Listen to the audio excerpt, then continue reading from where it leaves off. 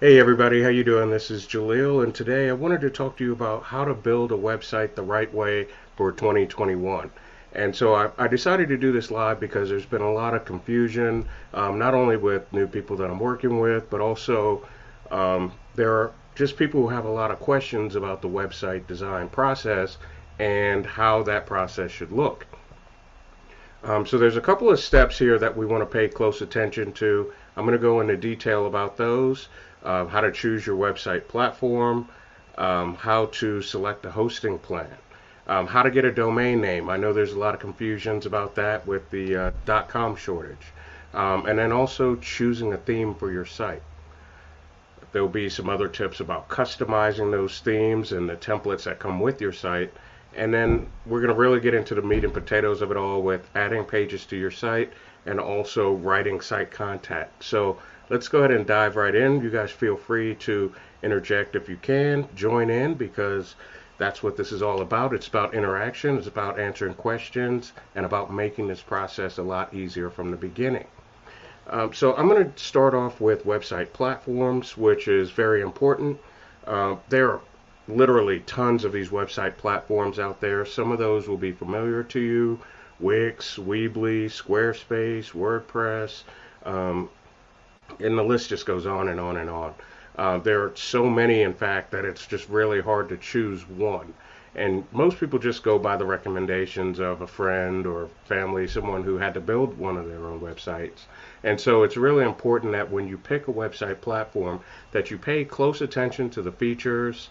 Write down some of the things that you need or you expect out of a website before you decide to get involved and select a website platform, a builder. So back in the day, and when I mean back in the day, I mean as far back as 1991, you would have to rely on a web designer to custom code your website to make sure that you have everything that you're looking for. And now it's so much easier to build websites because of these builder platforms, right? You don't have to know code, you don't have to be ready 24/7 if it crashes, you don't have to make manual updates using code. So that's why these website platforms are really important. So there are really not too many differences. I mean, there may be some differences in the features that you get from these different platforms, but as far as Wix, Weebly, Squarespace, fundamentally they're all the same. Some of the things that you want to think about as you're choosing these website builders is, do I need an e-commerce platform, a shopping cart to sell physical products? Do I need storage? Am I a photographer and I need room for my photos and to be able to display those photos correctly? Those are the type of things, features that you want to look into when you're choosing a website platform. And a lot of the people that I work with, I choose to go with WordPress. WordPress is so popular. In fact, probably 1 in 5 websites that you see is using the WordPress platform. So and the other reason I really like to use that platform too is because it is scalable. So as your business grows, you won't have to migrate to a different platform and feel like everything's starting from scratch.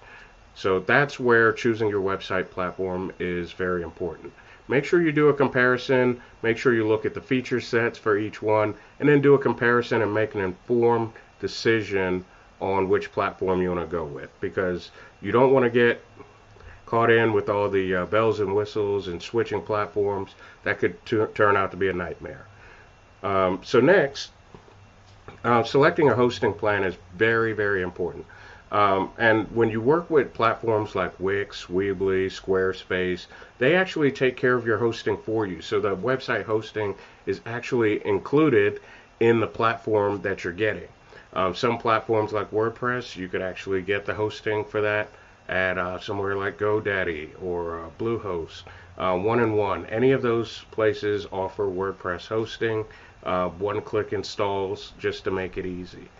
So your hosting is going to be very important. A lot of the hosting plans that you see out there, the cheapest ones, in fact, if you sign up for 3 years in advance, they'll give it to you for $3 a month. And that's perfectly fine. There's nothing wrong with website hosting just like that. The issue really comes into play is when you run out of space on that hosting plan, or if you're on shared hosting and you have what we call bad neighbors. And bad neighbors could be spammers or someone else doing some type of illegal or unscrupulous activity on a shared hosting server, that actually means that that affects your email deliverability too. It affects your site speed.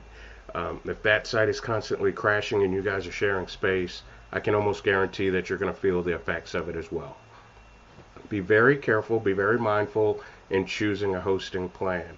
If you decide to go with a platform like WordPress, and there are two types of WordPress. WordPress.com is hosted with the creators of WordPress. WordPress.org, the more commonly used, is hosted on your own hosting. And so, just be mindful that you have the right hosting plan. Again, do your comparison shopping, ask a lot of questions. You can always feel free to reach out. We're happy to help too. But that hosting plan is going to make a major difference. So if you're, for a good example of that would be someone who gets their website set up, their online store set up on shared hosting during the busiest shopping time of the year around the holidays. Their website's probably not going to load as fast. It may encounter some issues, which may cost you some money in the end.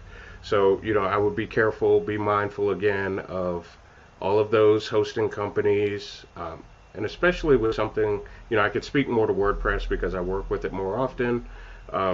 There are also plans that you can work with WordPress where they do managed hosting.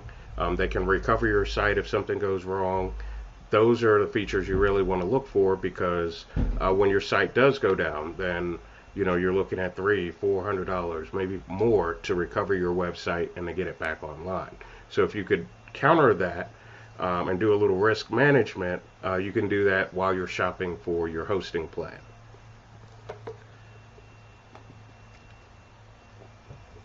All right, so next we're going to talk about getting a domain name. And one of the first things I want to do is I want to dispel some of the myths that we've heard out there about, if you don't have a .com, then you're going to get less traffic to your website. I reached out to the good support people over at GoDaddy, and they've assured me that there's no difference between .com, .online, .store. It's all the same. Those extensions, or what's called TLDs, were created to offset that shortage of .coms. So .coms were just what we started with. They were the most popular at the time. So from 91 till now, obviously there's a shortage. So, be mindful, pick something that works great for you, but just know that you don't have to worry about that end extension making a difference in how much traffic you'll get, because that is absolutely false. So there are lots of different places you can get your domain from. Some of those domain names are, you can get at GoDaddy.com, you can get at Bluehost.com, Domain.com. There are, again, a plethora of places you can register your domain name at. So I want to be clear that when you register a domain name, it is not a one-time purchase.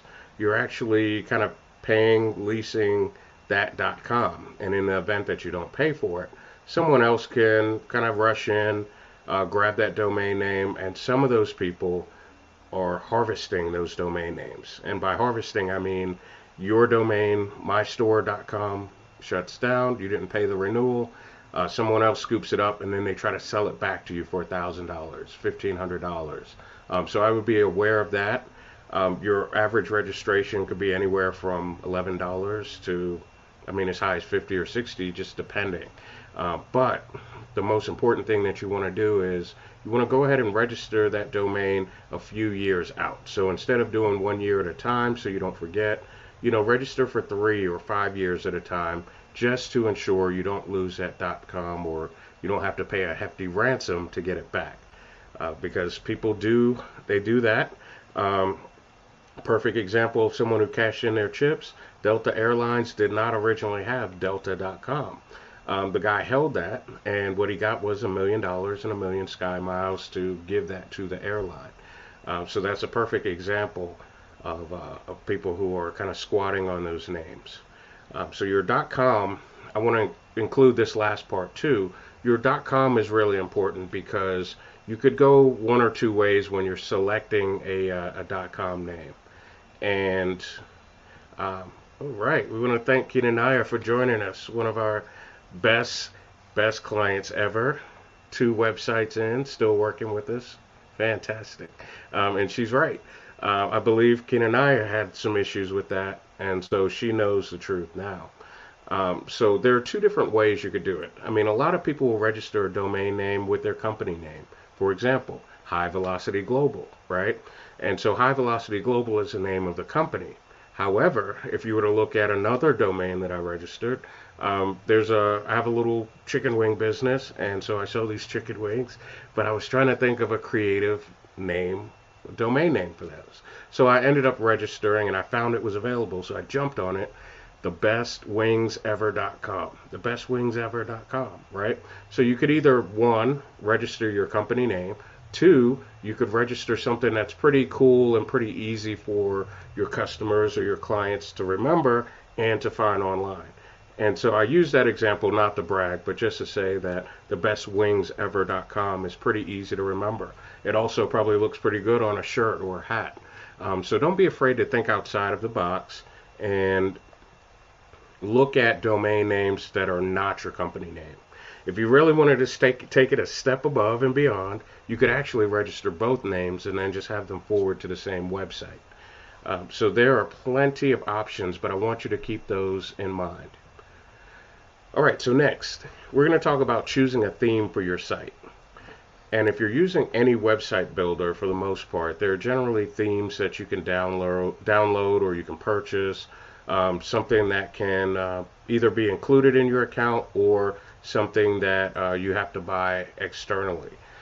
So for example, if you were to get a website with Wix or Weebly or Squarespace, they actually have a ton of themes that are already installed in your account, and you can go through these designs and choose the one that you want.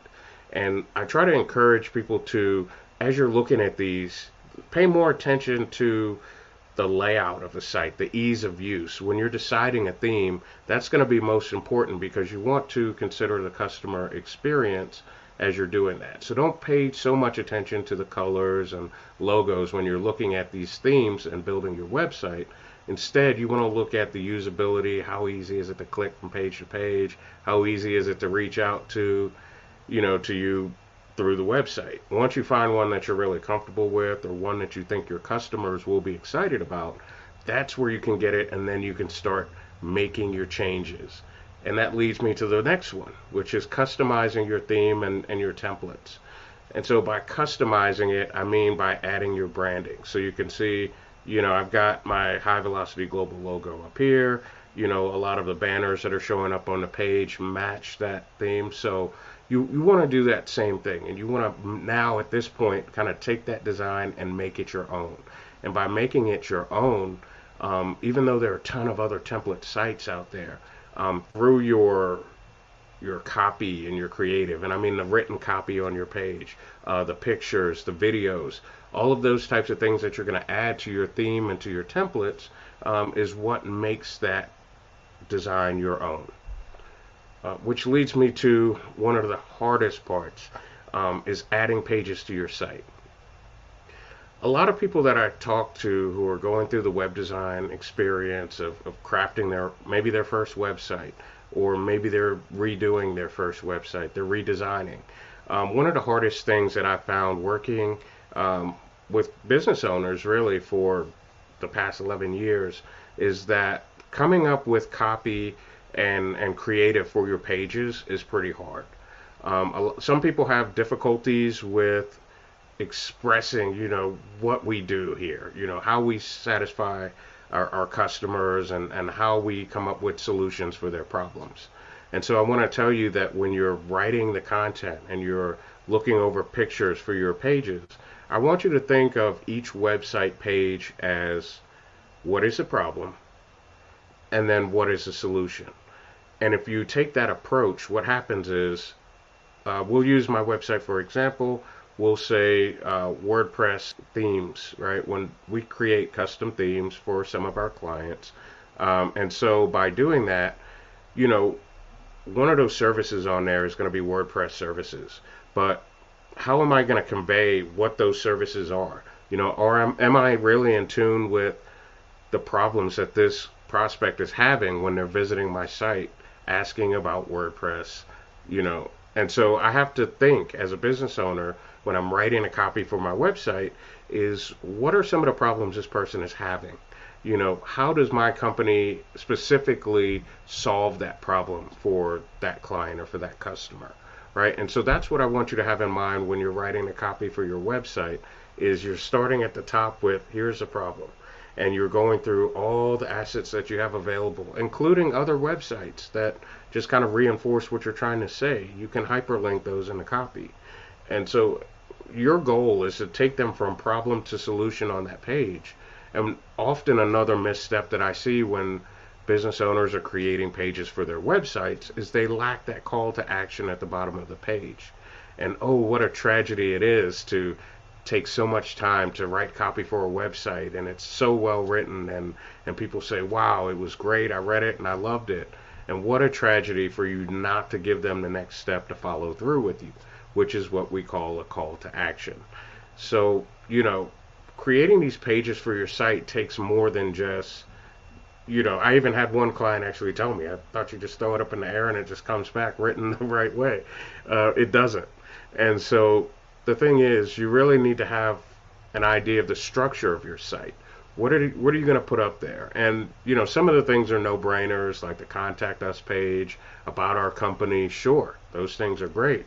But what other pages are you going to put on your site? And so that's where you need to create what's called a sitemap in the business. It's called a sitemap. And it's kind of like when you were writing a paper in school and they said, write out this tree structure of how you're going to break it down in this paper. It's basically the same idea.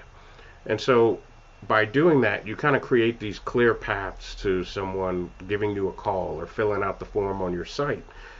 If you don't put a lot of thought and effort and work into that before even hiring a web designer, then it makes it harder not only on you, because it's kind of hard to visualize how it's all going to come together, the finished project. And you may have this feeling working with multiple web designers, but I'm telling you that this is more than likely one of your problems. And so this comes into writing your site content. I want to lead people to a conclusion. If you download my ebook, that's great. But on that thank you page, I want to guide you to the next step, which may be a phone call with me, right? It may be it may be just, I don't know, a phone call, an email, right? And so that's where you need to think about it, right? And Kenanaya says, wow, a sitemap. She never thought of that. And so that's not really something commonly that web designers will talk to you about in their process. Especially if they're really hungry. If they're hungry, then they're focused on getting their next check, but they don't really go through what that's like. And so that's going to be a big problem for you if you don't have a sitemap on your website, because you're going to lose people. People are going to come in and say, oh, this is great. I commonly call it a brochure site. I've literally had people bring me their brochure and say, put this on my website. And I said, okay, if you're sure that's what you want. And that after advisement, if that's what they want to do, that's fine. But a brochure site is not going to do it. You need to be talking to people almost conversationally on your website and in your website copy, because you want them to feel like they're a part of the conversation. You want them to feel like they understand your troubles, and you want them to understand that, hey, all right, they want to understand that, hey, they know my problem and they know how to fix it. And so that's really the effect that you're going for. I call it the bobblehead moment. Frequently in the past, what I would do is I would take a completed website and put it on a laptop just like this, and then I would stand about 45 degrees behind my client and watch them look at the website, read the website. And one of the things I was looking for was the bobblehead effect, this thing going on. And so when I saw the bobblehead effect, one of the things that told me was that they were understanding the written copy. The copy was written conversationally. It was saying, it was giving affirmation statements like, what this problem is like, right? Question mark. And they're like, yeah, I get it. Or, you say, hey, this has been a headache for you long enough and I found a cure. Oh yeah, I get it. And so I often try to offer up the bobblehead test once a website is done. And it works. It really works. The most engaged people sometimes will even answer the questions in your written copy out loud. Yeah, I feel that way. What'd you say? Oh, nothing. right? And so that's kind of the effect that you're looking for when it comes to site content, is that you want it to feel like a conversation for you and for them. You want them to feel they're included. But as I said before, please don't go through all of that trouble and then disappoint them with by not giving them a next step, which is picking up the phone, shooting you an email, going to Facebook Messenger. Be very clear about the action that you want your prospect to take at the end of that page, and make sure that you only give them one way, because by giving them one method to reach out to you, the decided mind can take action. But if you say, give us a call, email us, text us, find us on Instagram, the undecided mind never makes a decision. And so that's really a big problem. Remember that. So here, the next step is filling in the general settings. So no matter whether you're using Wix, Weebly, Shopify, WordPress, whatever it is, you've already gone through your other steps of creating it, but now you want to go through and find the general settings in your website and make sure that everything is absolutely correct. This is another big mistake that I see business owners make when developing their website.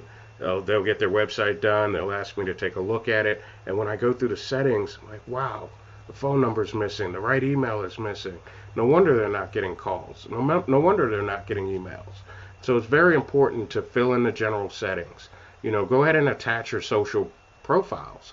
That's another way that Google kind of validates that you are who you are and that those pages that are owned on social media belong to your company.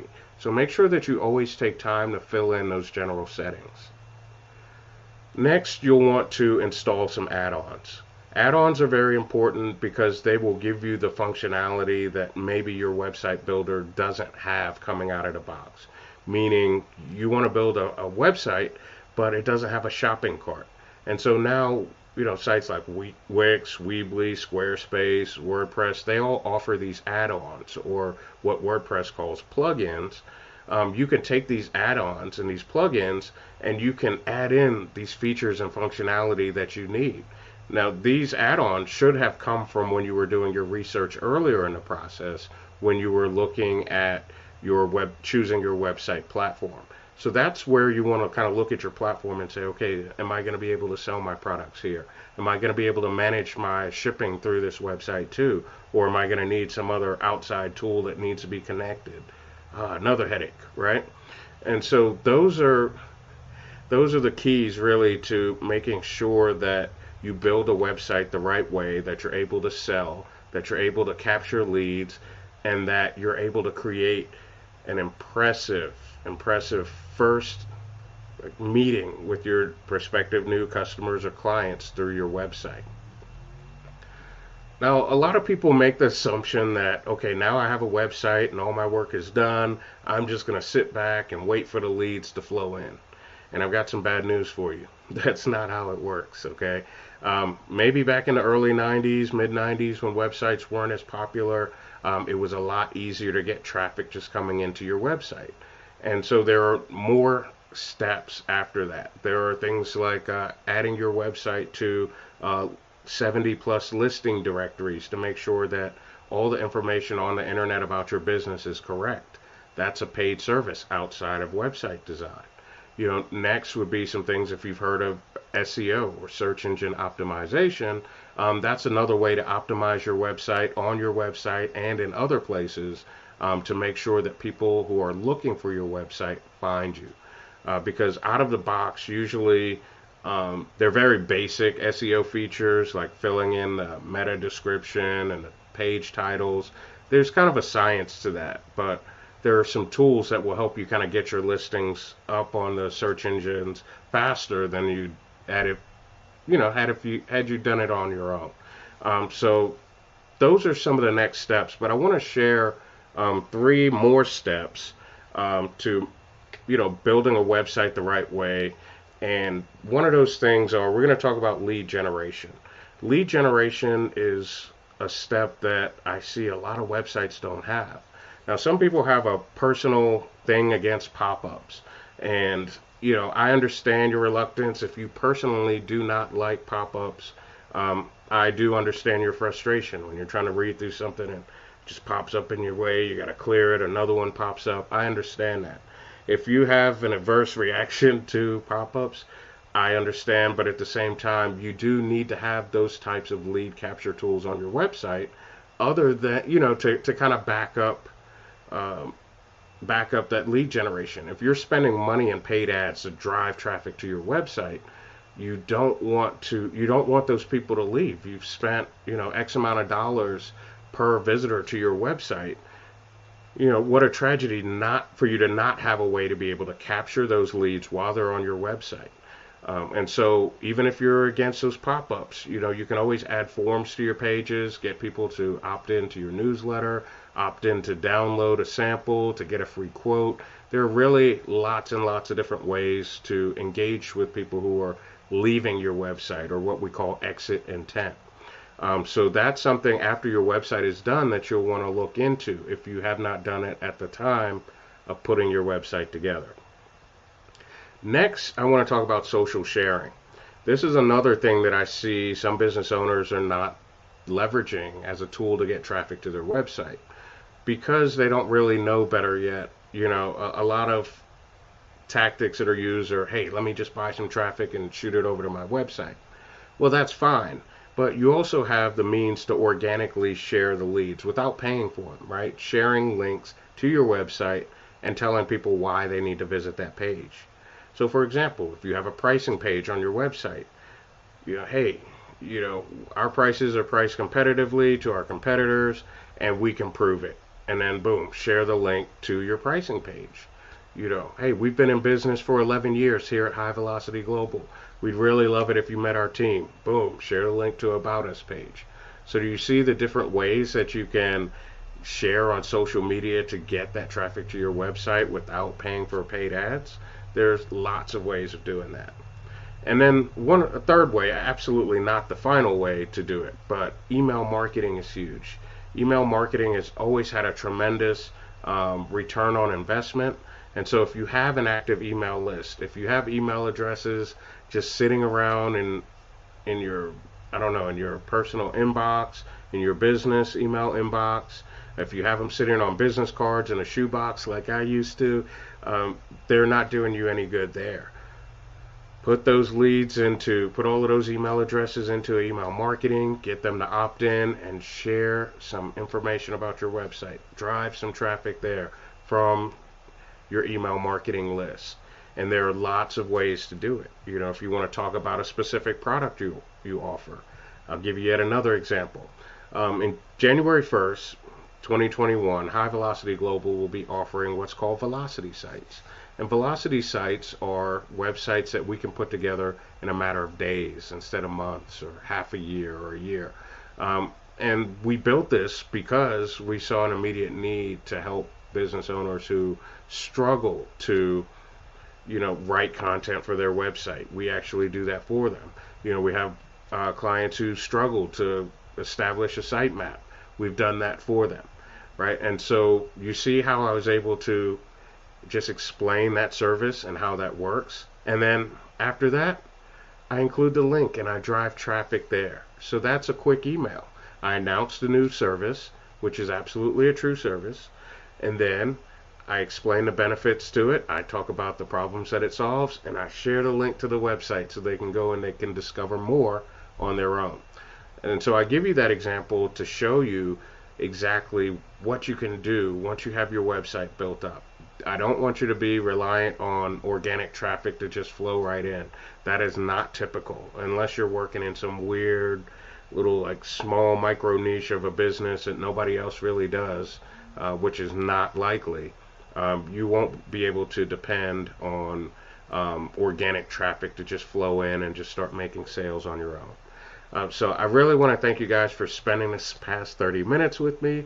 I hope I've been able to give you guys some understanding about how websites work, and also how you should build that website the right way so that your business can thrive and that you can do better if you're redesigning your website this year or next year, and you're positioning yourself. I want you to take a lot of these tips that I'm giving you and really kind of think them out. Write them out if you have to. Get a notebook, but I want you to really pay attention to customer experience. And if you need help, I want you to reach out to us. The number is there at the bottom of the screen. We'll be happy to jump on the phone with you and help you kind of get a better understanding, or at the very least just get started, so that you can have the right website, you can attract the right people, you can make more sales, and you can grow your business. So I want to thank you so much for spending this past 30 minutes with me. As I hear more of your questions, your comments, your concerns, I'll continue to make more videos just like this to share my knowledge, share my insights, and to empower you to grow online. Thank you so much for your time. I look forward to seeing you in the next